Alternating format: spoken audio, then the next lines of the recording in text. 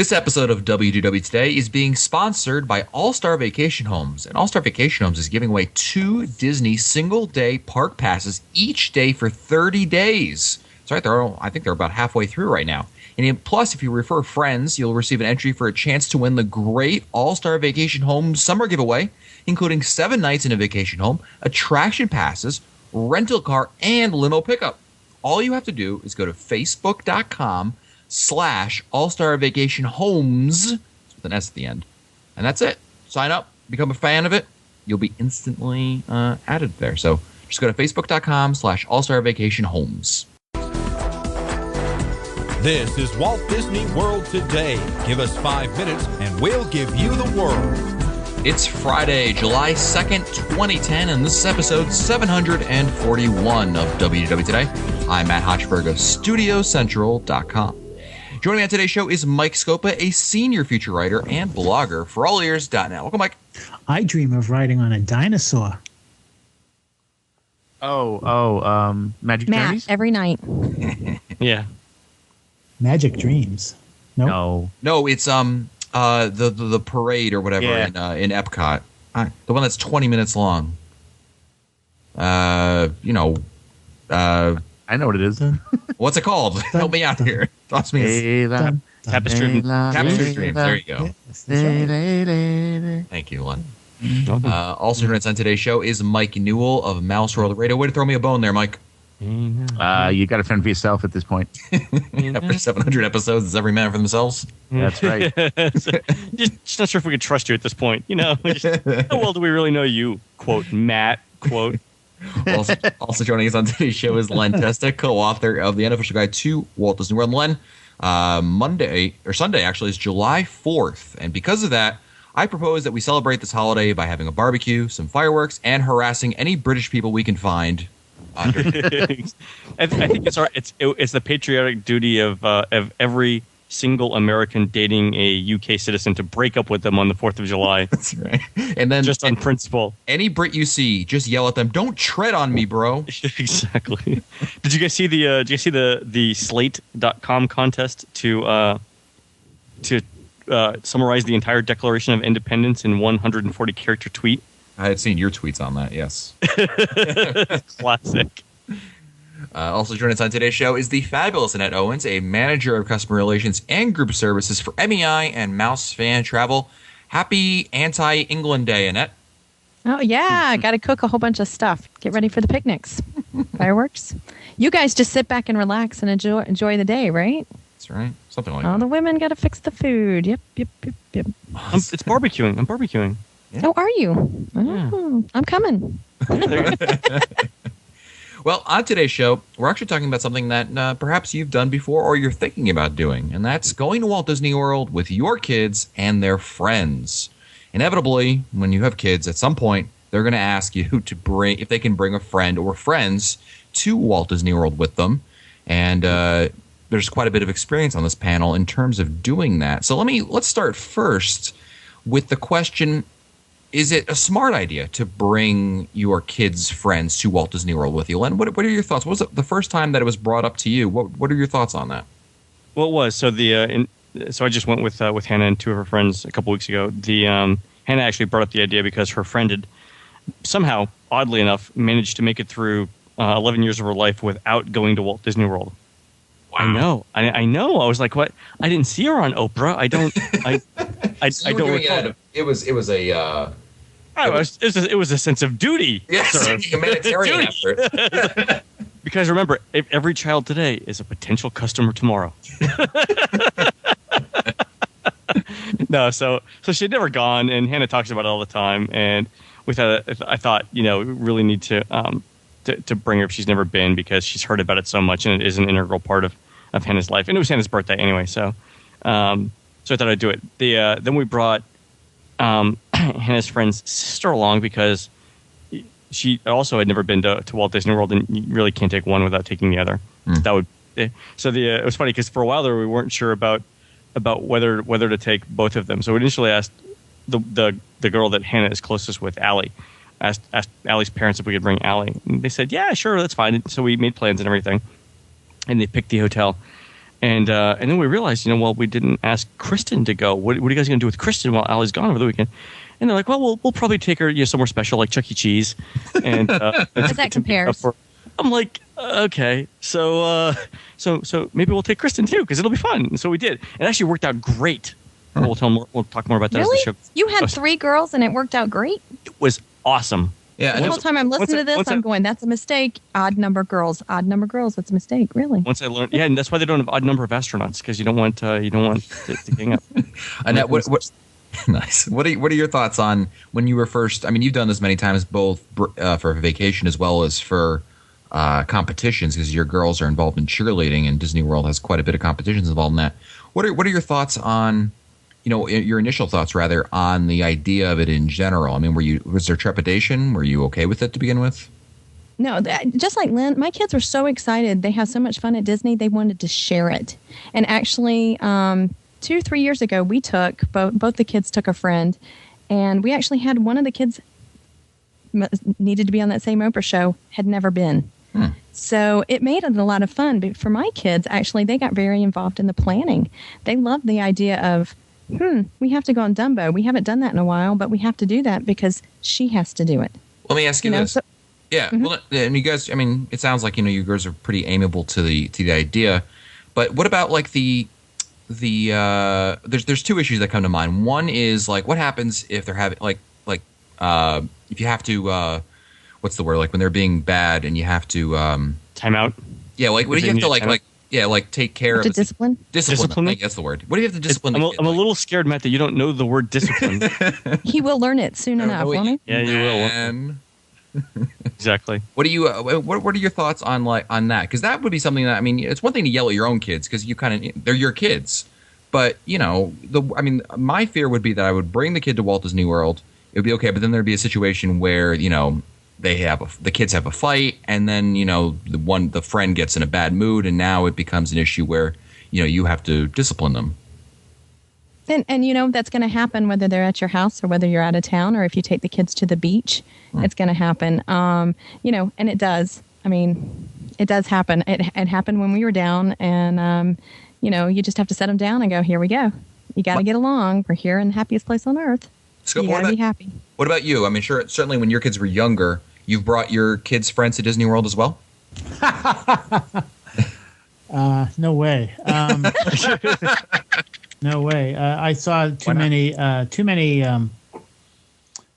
don't know how I can put it, but it just looked like it would be too much of a difficult thing. There are so many things to consider. Number one, you have to have authorization to give them medical care. You have to. I would have to bring 2 because I have a daughter and a son, so I couldn't just bring 1. I'd have to bring 2, and that would be a little bit of an issue. We were staying at. Let me see. We were staying at. Well, I guess back then they were moderate resorts, and I'd have to go with 2 rooms because we would have 6 people in a room.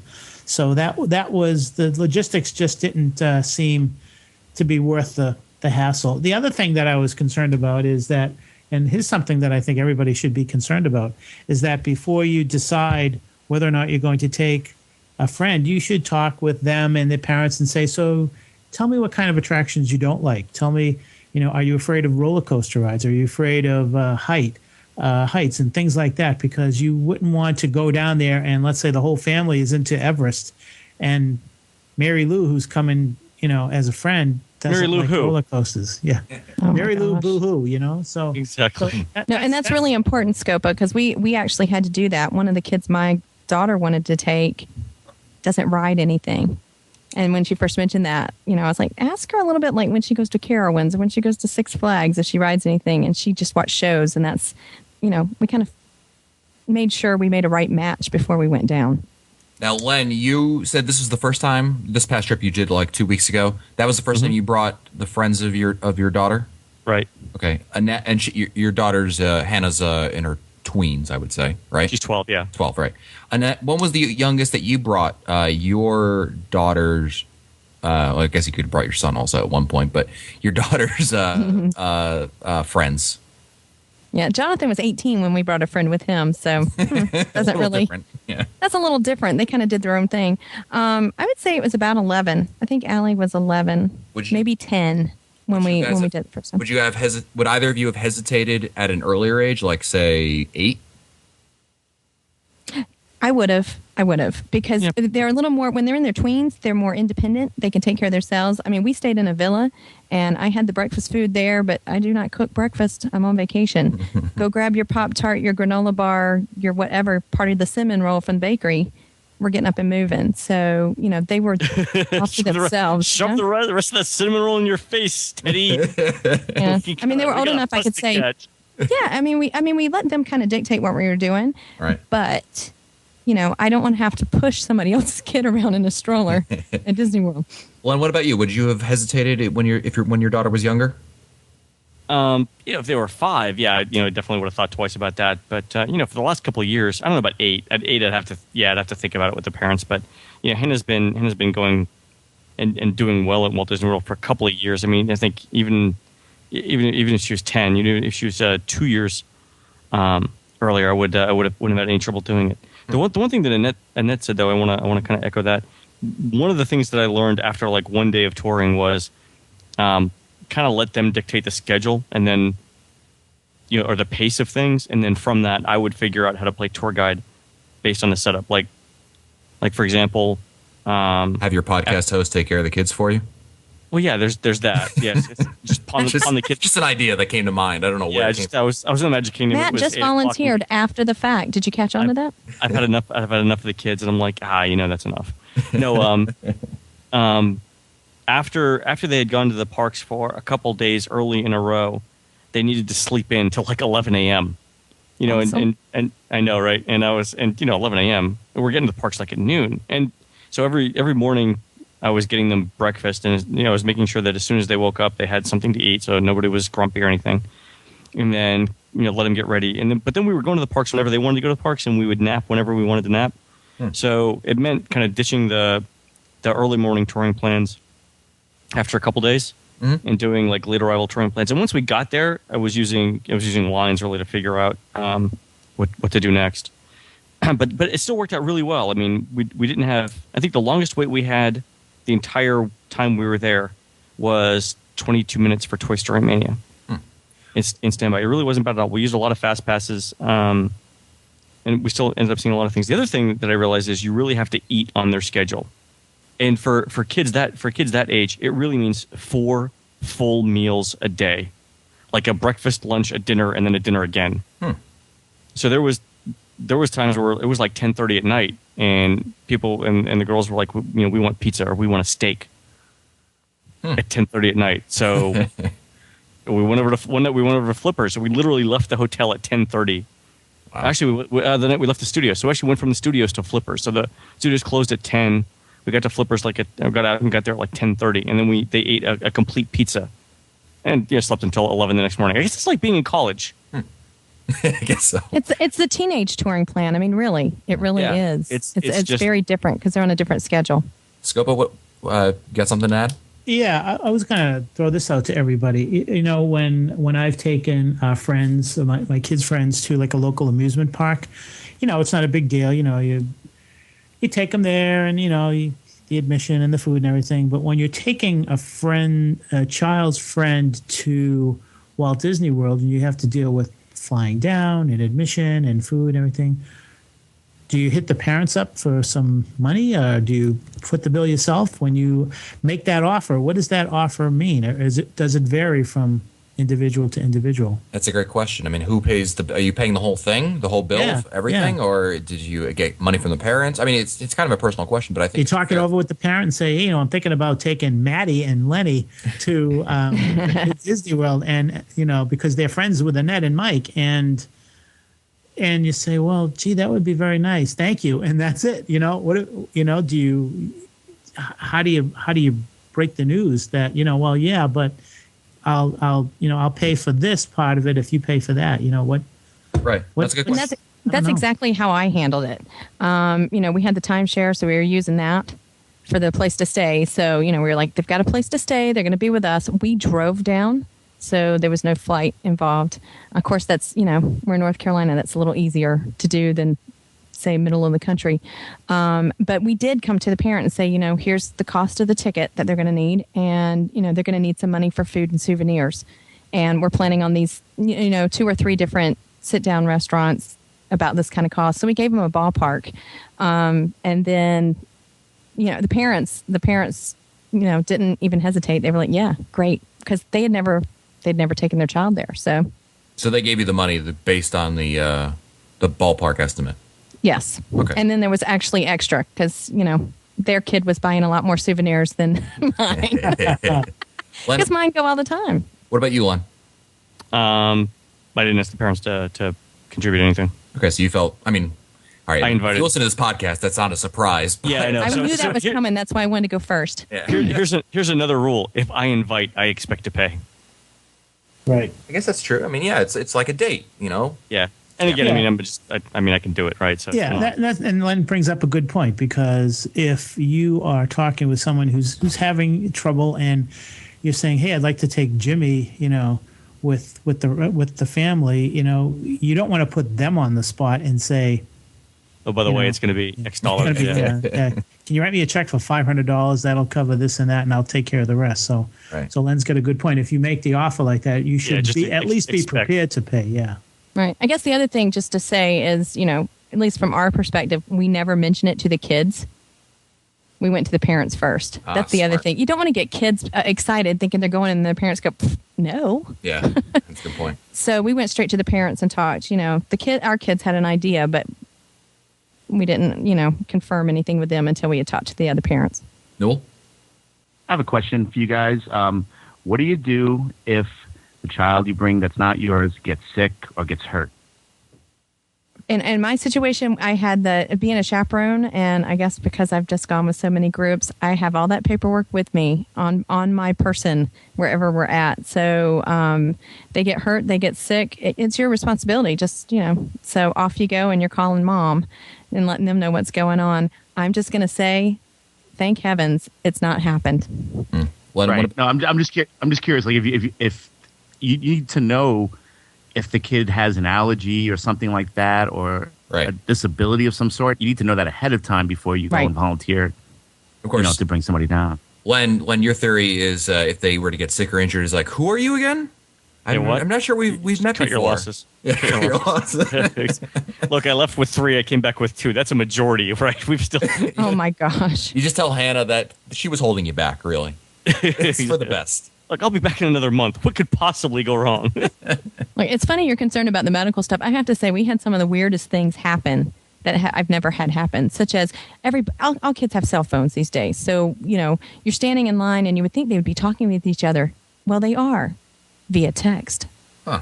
because they don't want mom and dad hearing what's going on. Exactly. So even if they were fighting, you wouldn't know because they're texting to each other. They'd be on the bus, they'd be texting to each other That's about like Village of the Damned, except they It's use just- except they use phones instead of mind messages. But I can tell you, I learned on the trip with twice, actually. Same trip, twice. Each of them lost a cell phone on a ride. Not my kid, the other funny. kid. Ooh. So did you know that you can lose a cell phone on Dinosaur? It doesn't surprise me. Yeah, they let us ride through and try to call it to see if we could find it. We had to recover it work? at the end of the night. No. Oh, Who would lose a phone on a ride? I mean, come on. A kid, a teenager. Yeah, they would. You were with me when I lost mine in Mexico. yeah, I remember that. Okay, now we're seeing a pattern of ride with a net, lose your phone. Let me ask you guys this question. I know when I was growing up, when I was alone with we were just my family, no friends around, I would definitely act a lot worse in front of my parents than if I had friends around. Because if I have friends around, you can't throw temper tantrums quite as much. I always felt like the fact that I had to act better because my friends are around. I don't want them to see that I was a whiny brat or anything like that. You had to curb your temper tantrums. Exactly. I had to, Nice. I behaved better because my friends were around. Did you guys find the case that your kids were better behaved? I was worse behaved with my friends around. Yeah. Len? No, Hannah, everyone was great. We literally didn't have a single problem the entire trip, not with anything. I mean, of course, I was pretty much saying yes to everything, so there was really nothing to disagree about. Lynn was buying. All things were heavenly. But I mean, again, somebody wanted to go to pizza at 10:30 at night. No problem. Somebody wanted croissants and cinnamon rolls for breakfast. I would go get them. I mean, that's part of what being a kid on vacation is, I guess. So let me ask you this, Lynn. Not that my parents ever did it for me, but whatever. It's cool. So were you running and getting the fast passes, so leaving them in line to go? Because that's a lot of what I was doing. Going, where do you want to ride next? I'm going to grab the fast pass. I let them get the fast passes because it gave them a chance to kind of be alone in the park, but in a controlled way, and they wanted to do that. So, like when we were in Epcot, for example, I let Hannah go and the girls go get fast passes for Soarin', right? Mm-hmm. So you did it opposite. See, when I've gone with the cheer squad, that's why I ended up one day in Magic Kingdom, basically just running from one stand to the next to get fast passes for the 15 kids. So you just met up with them and later on in line, basically? Yeah. Okay. Or I'd meet them at the exit and go, "Here's your next ride. Go find it. I'm going to get the next one." Huh. Okay. Yeah, I know. It's the tour guide part of me, I guess. I don't know. So exactly. Now, Annette, looking back on it now you've done it many times, and Len, you've done it the first time. What recommendations would you have? You already mentioned a couple of them, but what recommendations do you have for parents who are out there and saying, know that their kids would like to bring their friends to Walt Disney World? What warnings, pitfalls to avoid, recommendations? What would you give to those kinds of parents? I think the biggest thing is make sure you pick the right child that your child's going to get along with. Not the one that has like the on again, off again friendship.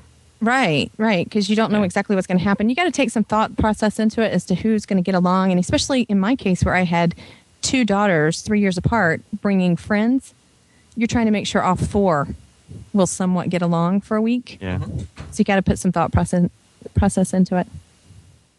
Yeah. And I mean, my tip would be, kind of go along with what the kids want to do. And, really it's about them. When you're doing something like that, you pretty much have to commit to it being all them, right? Right.